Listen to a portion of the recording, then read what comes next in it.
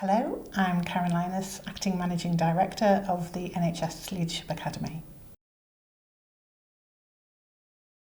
If all we ever do as leaders is manage today, then the challenges that we face won't ever go away.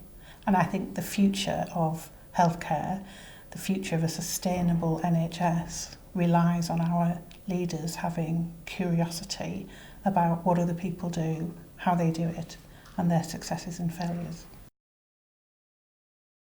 We have had a great partnership with KPMG delivering our programmes for the last 2 or 3 years, which brings together some inspirational people, a really diverse group of leaders across the globe. It makes the most of some of the opportunities we have to learn, particularly from Mark Britnell's work right over the world and in lots and lots of different countries, and gives people, all our participants and others who see these films, an opportunity to hear that learning and think about their own practice. We are hugely pressured by the financial position that we're in, and whatever negotiations will happen or have happened around the comprehensive spending review, we know that there is not going to be an enormous injection of cash into the system.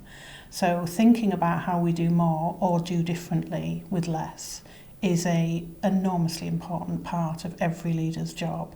Equally importantly is thinking about how we create a sustainable NHS that responds to carers, patients, communities, citizens, and their ways of working, their ways of life.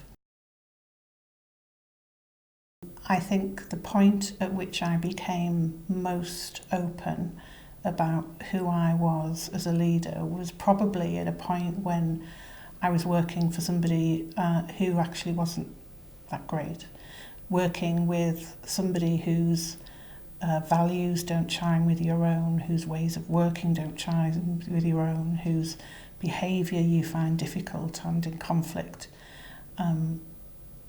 That was an incredibly difficult time for me, and also a hugely significant time for me to think about what impact I had on others, how I could think about my own behaviour, what was good and I should do more of, what was not great and I should do less of.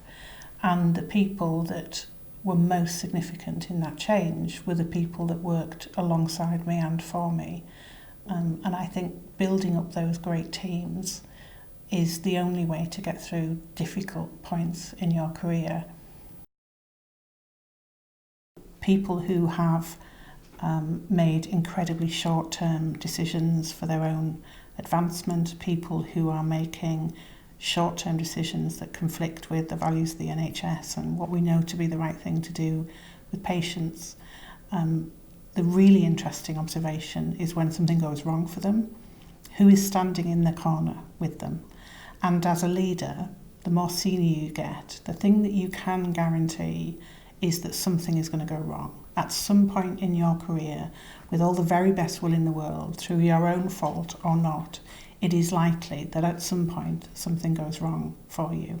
And the support network that you have to draw on at that time is the bank that you've built up during your career, the people that you've treated properly, the people that you've engaged with, the people that you have supported, the legacy that you have created around you about people who are better leaders because they've spent time with you, and they will be your biggest and most important supporter when things are tough. It surprises me, particularly when I'm talking to incredibly successful women who I think have it all sorted and have remarkable careers, remarkable home lives, incredible balance, and are bright and witty and values to die for. And it doesn't take long in a conversation to scratch the surface and reveal anybody's insecurities. So I absolutely have huge amounts of self-doubt and loads of time when I'm lacking in confidence. My support is the people around me.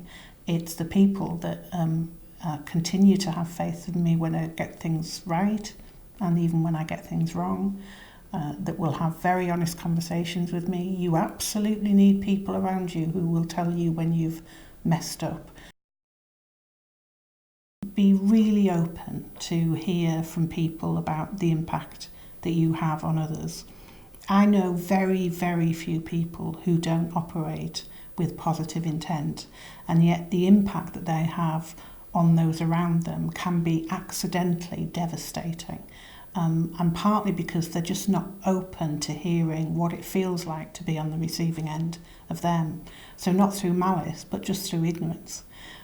Start off the beginning of your career making sure those people around you feel really comfortable with telling you what works and what doesn't. Be curious about your impact. Talk to people often about your impact. If you start that as a habit at the beginning of your career, that will set you up really, really well.